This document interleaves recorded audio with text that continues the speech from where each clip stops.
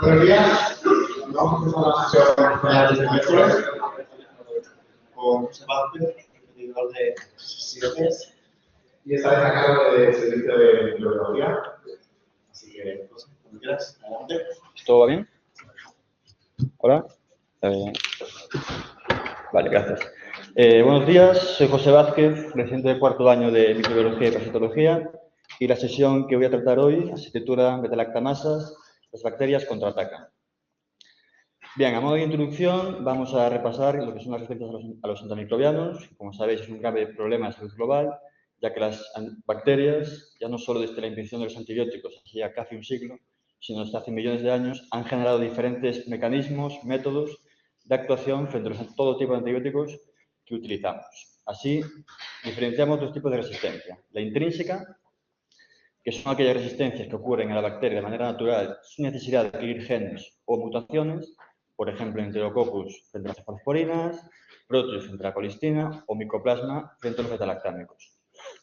Y luego las adquiridas, que son aquellas mutaciones que la bacteria va a adquirir, decisiones que la bacteria va a adquirir mediante diferentes métodos, como mecanismos mutacionales o por adquisición de genes de resistencia mediante diferentes mecanismos, por plásmidos o integrones, que son regiones cromosómicas que las bacterias van a intentar transmitir de unas a otras. Y estas últimas son las que realmente preocupan, ya que son mecanismos de resistencia, genes de resistencia que se van a transmitir y se van a propagar. Ejemplos de resistencias, pues las pérdidas de leporinas, una disminución de la membrana de la permeabilidad de la membrana externa, es decir, que las bacterias les cuesta, les dificulta entrar en la bacteria, una expresión de bombas de expulsión, es decir, que la bacteria consigue expulsar los antibióticos, una modificación del antibiótico, de esta manera no puede hacer su función correctamente, una modificación de su diana y la que nos interesan son la producción de enzimas que puede producir la bacteria, en las que destacamos las betalactamasas, que son enzimas que van a utilizar los antibióticos betalactámicos. ¿Y qué son los antibióticos betalactámicos? Bien, son un grupo de compuestos cuya función va a ser inhibir la transcriptidasa, que es una enzima fundamental en la formación y confección de la pared celular bacteriana. De esta manera, el primer representante de estos antibióticos betalactámicos, el más conocido, es la penicilina, descubierta ya hace casi 100 años, cuyo grupo betalactámico que está anillo de aquí es fundamental para poder inhibir la enzima PBP o transcriptidasa. De esta manera se va a conseguir unir a la enzima, inhibiendo la formación de la pared celular y provocando la muerte de la bacteria.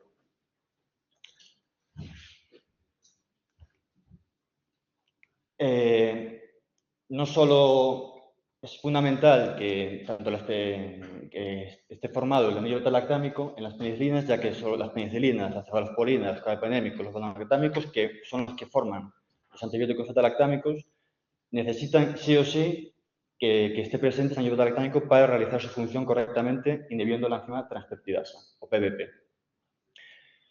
Por tanto, las bacterias han ido generando resistencias frente a este tipo de antibióticos, frente a los betalactámicos, de diferentes maneras. Y la más conocida, la más popular, son las betalactamasas, que son enzimas que van a degradar el anillo betalactámico, inactivando de esta manera e utilizando el antibiótico.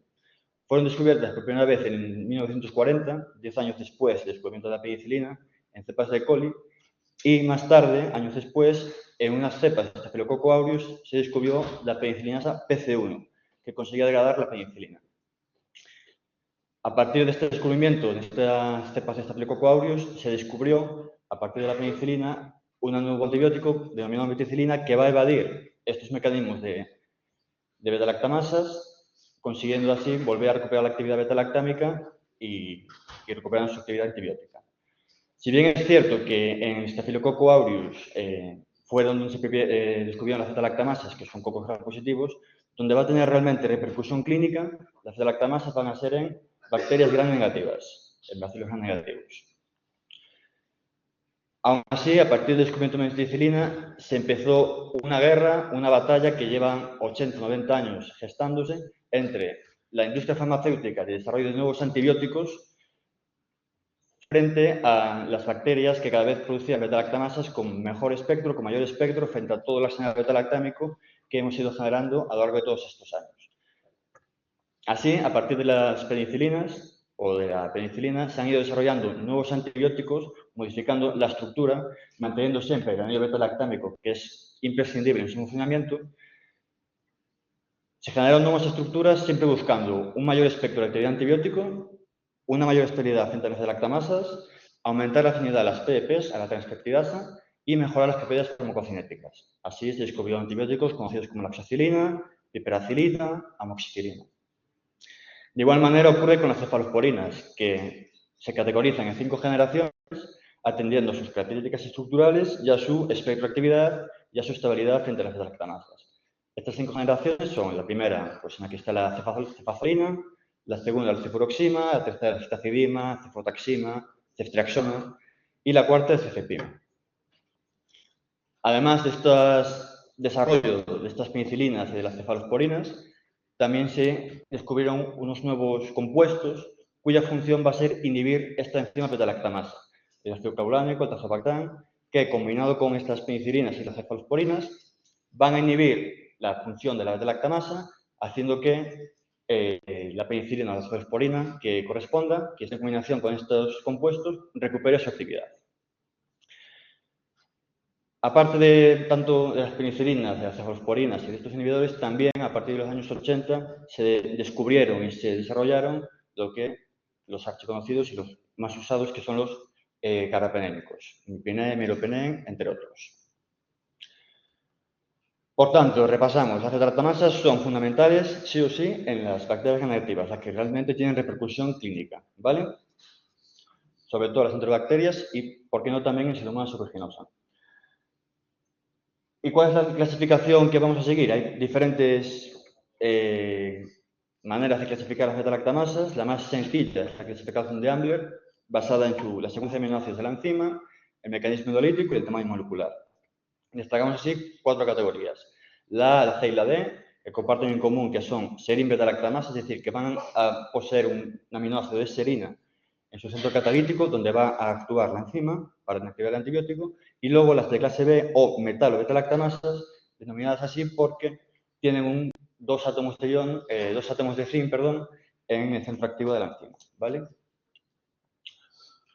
Y esto es una tabla de resumen de las beta-lactamasas, de su clasificación. Destacamos la C, la I y la D, que son 6 beta-lactamasas en color verde, y luego la color azul, las de clase B, las metalos. Y bueno, también otro tipo de clasificación, como su grupo funcional, que es otra clasificación más compleja de Jacobi Medeiros, pero no vamos a entrar en ella. Su perfil de inhibición, qué antibiótico o qué compuestos, mejor dicho, pueden inhibir estas beta-lactamasas. Y bueno, también poseen BLES, carbapenemasas, etc. Las beta-lactamasas pueden ser tanto de codificación cromosómica o de codificación plasmídica. Son realmente las que nos van a interesar, ya que son las que se van a propagar y transmitir entre las bacterias. Destacamos las de clase A, que son las más estudiadas, las más expandidas, ya que pueden abarcar tanto penicillinasas como la TEN1 y SH1, que son beta-lactamasas que van a hidrolizar solo penicilinas y cefalosporinas de primera generación. Y luego tenemos las BLES, que las beta-lactamasas de espectro extendido, que son de clase A, sobre todo van a tener carácter plasmídico, o sea, se van a transmitir, se van a propagar de una bacteria a otra, y afectan a penicilinas, a cefalosporinas amplio espectro, ya de tercera o cuarta generación, CJ, ceftocidima, cefepime, y a los monobactámicos, pero no presentan actividad ni frente a cefoxitina ni a carbapenémicos. Son inhibidas por inhibidores de beta-lactamasas, como el ácido clavulánico y el tazobactam, y ejemplos de ellos, pues, están la TEN3 y las HV, que son mutaciones de esas penicillinasas que mencioné antes, o sea, que han mutado, ampliando su espectro de acción, y la más prevalente, que se denomina CTXM, que tiene una presencia por cefataxima y que se encuentra sobre todo entre las bacterias como Coli y Klebsiella. Este es un método que tenemos en el laboratorio para detectarlo. Vemos aquí las 3 discos de cefalosporinas, como son resistentes las bacterias contra ellos, pero cuando se combinan con el clavulánico recuperan su actividad. ¿De acuerdo? Es un método que tenemos de detectarlos en el laboratorio. Y luego tenemos las ANCES, que son de clase C y que van a tener resistencia a penicilinas, cefalosporinas de primera y segunda generación y combinaciones con inhibidores de beta-lactamasa, es decir, que no se inhiben por el ácido clavulánico, a diferencia de las BLES. Y van a tener diferente codificación, o sea, pueden ser cromosómicas, es decir, que hay ciertas bacterias que la tienen de manera intrínseca, esta beta-lactamasa, Citrobacter coaque complex, Citrobacter fendui complex o Klebsiella orógenes. Y luego hay otras bacterias, como la Klebsiella pneumoniae y el Proteus, que van a adquirir esta ANCE mediante plásmidos, por tanto son unas resistencias adquiridas. Presentan una característica, estas ANCEs, de que son inducibles, es decir, que algunas especies tienen una alta probabilidad de ser inducidas, como el Citrobacter coaque complex, el Citrobacter flundi o la Klebsiella orógenes, sobre todo cuando se exponen a betalactámicos, como picilinas y cefaloporinas. De esta manera, cuando se reprime, cuando se sobreexpresa a altos niveles, pueden afectar a otros antibióticos de amplio espectro, como la cefotaxima o la ceftazidima. Por tanto, hablamos de las BLES, de las ANCES, ello ha repercutido de que se use de manera excesiva, incluso ya inadecuada, el imipenem y el meropenem, que son antibióticos de amplio espectro, muy cómodos, muy útiles, pero que, debido a su excesivo uso a partir de la década de los 90, se han generado resistencias frente a ellos, sobre todo mediante unas enzimas denominadas carbapenemasas, que a partir de los 90 han generado bastantes estragos en varios tratamientos. En general se encuentran las enterobacterias, también las puede tener la Pseudomonas aeruginosa, pero sobre todo las enterobacterias, y como metalactamasas que son, se pueden dividir en las clasificaciones que teníamos antes. Las de clase A, en la que está la KPC, que va a afectar a todos los metalactámicos, de penicilinas a carbapenémicos. Las de clase D, como la rosa 48 Laia, que tiene un efecto más modesto, más tímido, hidroliza débilmente los carbapenémicos, no presenta actividad frente a las cefaloporinas de espectro extendido, tampoco son inhibidos por los inhibidores de betalactamasa. Y tanto la clase A como la clase D son serin-betalactamasas, como mencionamos antes. Igual las de clase B, BIN, IMP y NDM, las tres más conocidas, que son metal-betalactamasas. Así, las resistencias enterobacterias suelen estar mediadas por estos plásmidos, por estas betalactamasas que se remiten por plásmidos, y que, por ejemplo, la penicillinasa, las vires, las carbapenemasas van a tener capacidad de transmitirse de una bacteria a otra. Así, a medida que bajamos en esta tabla, vemos cómo las betalactamasas van a ampliar su espectro frente a todos los betalactámicos, destacando sobre todo las carbapenemasas, las de clase A, que como veis afecta a todos los betalactámicos, las de clase B, IMP, BIN y NDM, que afecta a todos, salvo las zonan, y esto va a tener una importancia capital más adelante en la presentación.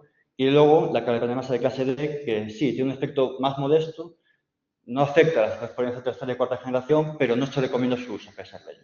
¿Vale? Y por otro lado tenemos las Pseudomonas aeruginosa, que su fenotipo de resistencia suele estar determinado por una combinación de múltiples mecanismos de resistencia. Así, de manera per se, por naturaleza, presentan diferentes resistencias intrínsecas, como una escasa permeabilidad de la membrana externa, una expresión constitutiva de bombas de flujo y una expresión de ANCE, es decir, que también posee de manera natural una metalactamasa como seca inducible, un ANCE, ¿vale? Y por ello, ya de manera natural, esta bacteria va a ser resistente ya a ciertas penicilinas, como las aminopenicilinas, en combinación con ácido clavulánico, combinaciones de cefaloporinas de primera y segunda generación, cefotaxima, cefoma y incluso puede tocar el ertapenem, que es un carbapenémico. Pero también las pseudomonas tienen la capacidad de adquirir resistencias, como todas las bacterias, ¿vale?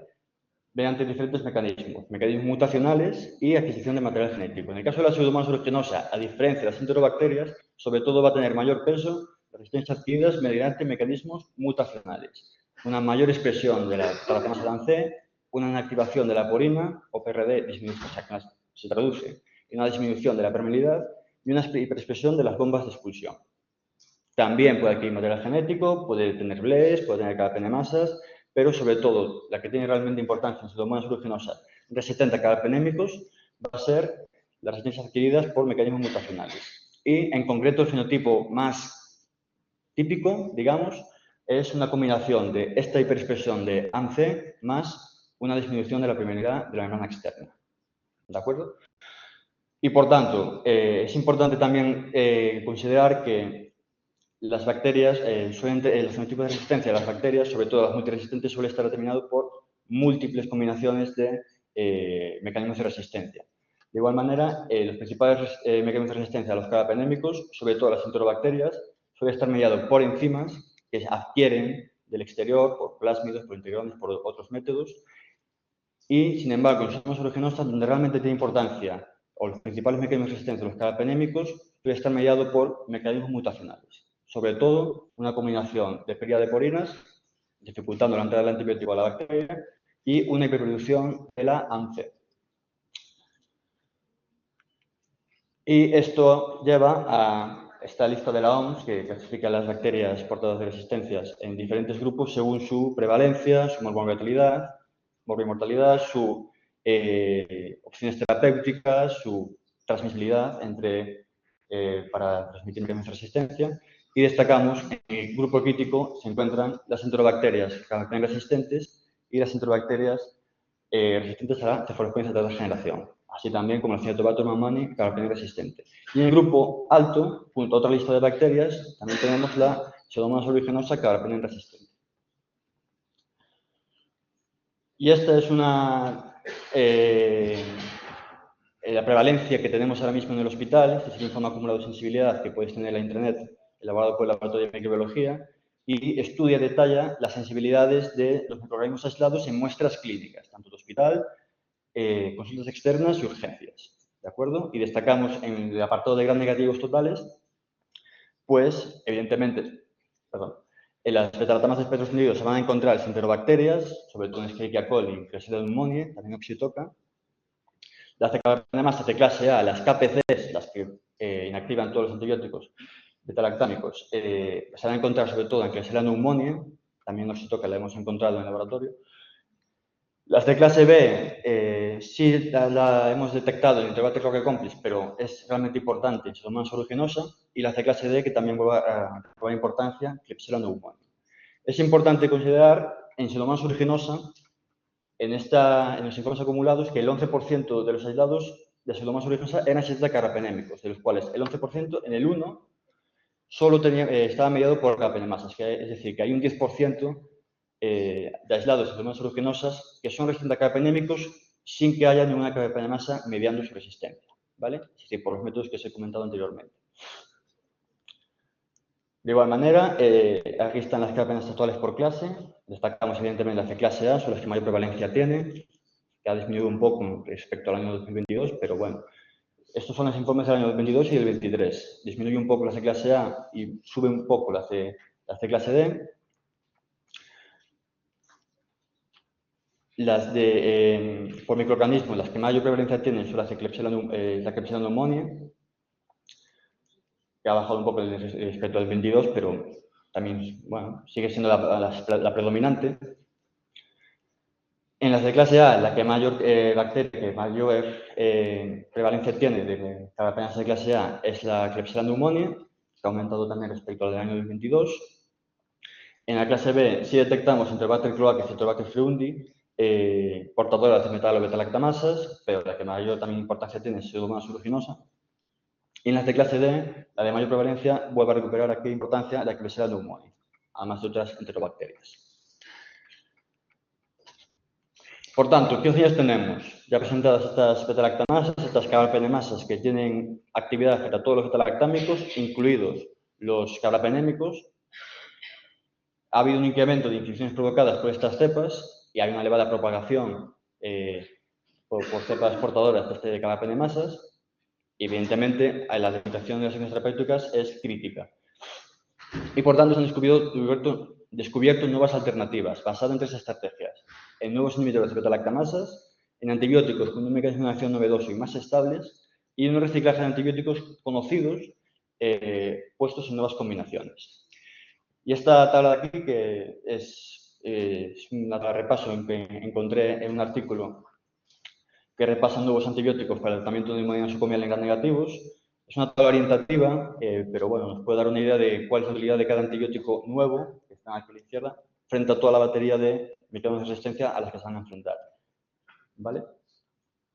Está basado en sustitutividad in vitro.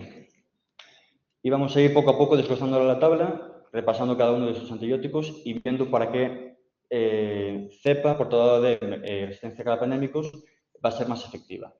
En el caso de ceftolozano tazobactam, ceftolozano es una cefalosporina que tiene una buena actividad contra Pseudomonas aeruginosa, es estable frente a todos sus mecanismos, frente al ANCE, no está afectado por pérdida de porinas o por la presencia de bombas de expulsión, y se va a combinar con el tazobactam, que es un buen inhibidor de beta-lactamasas de clase A, sobre todo de las BLES.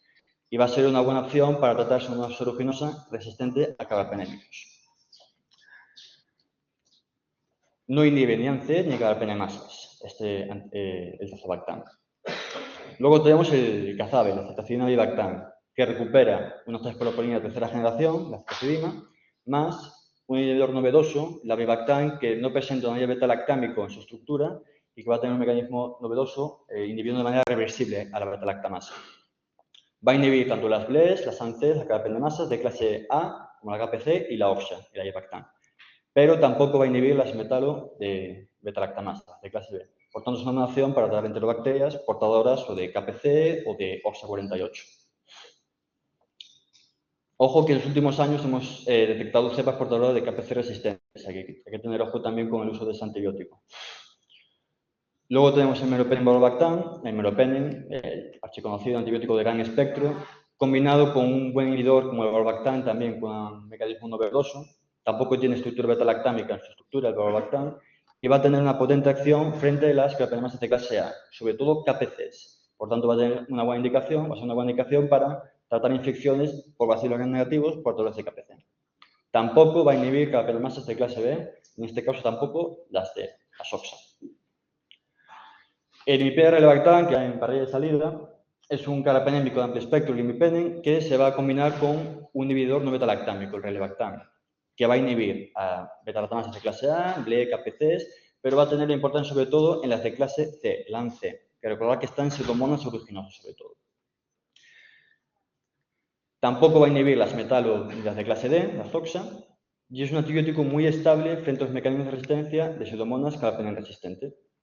Recordad que el fenotipo natural, el típico de Pseudomonas aeruginosa resistente a carbapenémicos es una combinación de una hiperexpresión de ANC más una disminución de porinas. El relebactam de esta manera inhibe esta ANC reprimida y el imipenem, a pesar de esa disminución de porinas, va a tener una buena actividad in vivo frente a la Pseudomonas aeruginosa.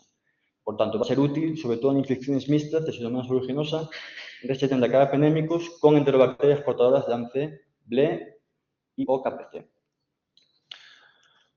Por tanto, estos 4 antibióticos ya tenemos cubierto las enterobacterias portadoras de clase A, las KPCs, las de clase D, el OX48, como el cazabi, y la Pseudomonas aeruginosa carbapenem resistente. Pero ninguno de estos 4 antibióticos tiene actividad frente a las beta-lactamasas, las de clase B, ni en enterobacterias ni en Pseudomonas. Y sale al paso, se ha descubierto en los últimos años, y ya está comercializado, el cifedirocol, que como cefalosporina también va a inhibir las TDPs, las transpeptidasas, y que, fijándonos en su estructura, vemos aquí la cefalosporina con su anillo beta-lactámico, va a tener diferentes radicales que van a ayudarle a su estabilidad frente a las beta-lactamasas, y aquí a la derecha va a tener un grupo, catecol, que va a tener una actividad siderófila, es decir, que se va a unir a los átomos de hierro necesarios para el funcionamiento de la bacteria, y al unirse a estos átomos de hierro va a aprovechar los canales de hierro de la bacteria para poder adentrarse en la bacteria, acumularse en el espacio periplásmico, que es donde actúan realmente los inhibidores beta-lactámicos, y inhibir de manera muy efectiva la beta-lactamasa, a pesar de inhibir de manera efectiva la transpeptidasa, a pesar de la expresión que pueda tener la bacteria de beta-lactamasas. Es muy activo frente a todas las carbapenemasas y va a ser una buena opción para tratar bacilos negativos multiresistentes. En este caso, pseudomonas portadoras de metalo beta-lactamasas.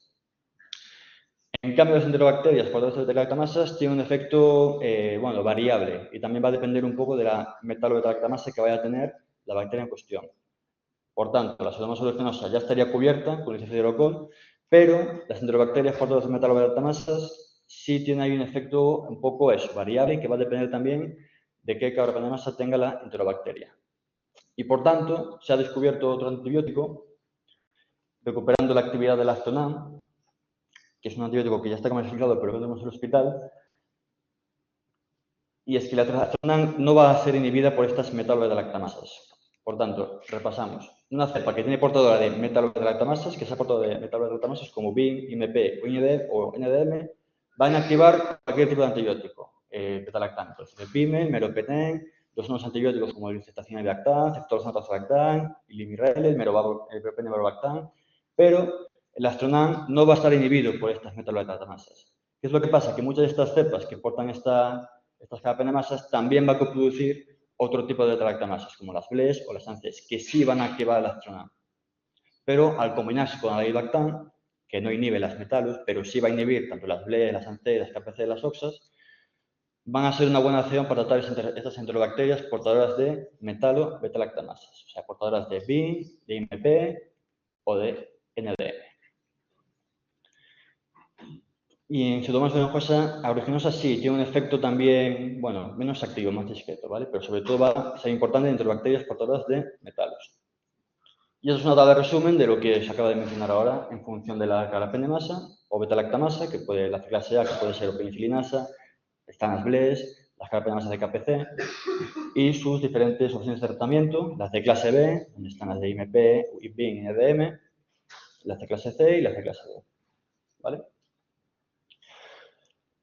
Por tanto, ideas rápidas, alguna consideración importante respecto a esto. Es muy importante el uso racional y correcto de antibióticos, desescalar una vez que se tenga el resultado del cultivo más el antibiograma.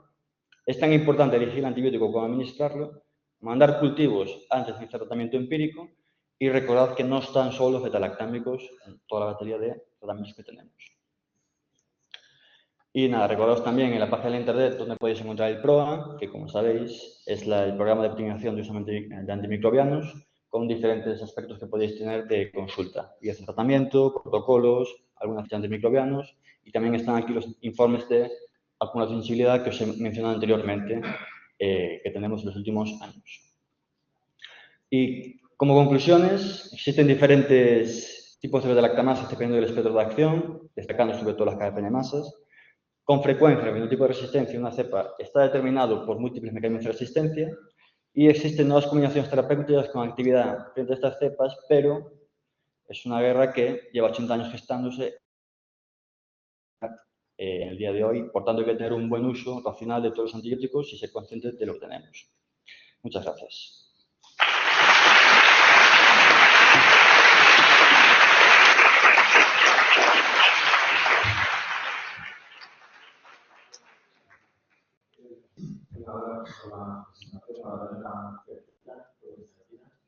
¿Alguna pregunta, alguna consideración?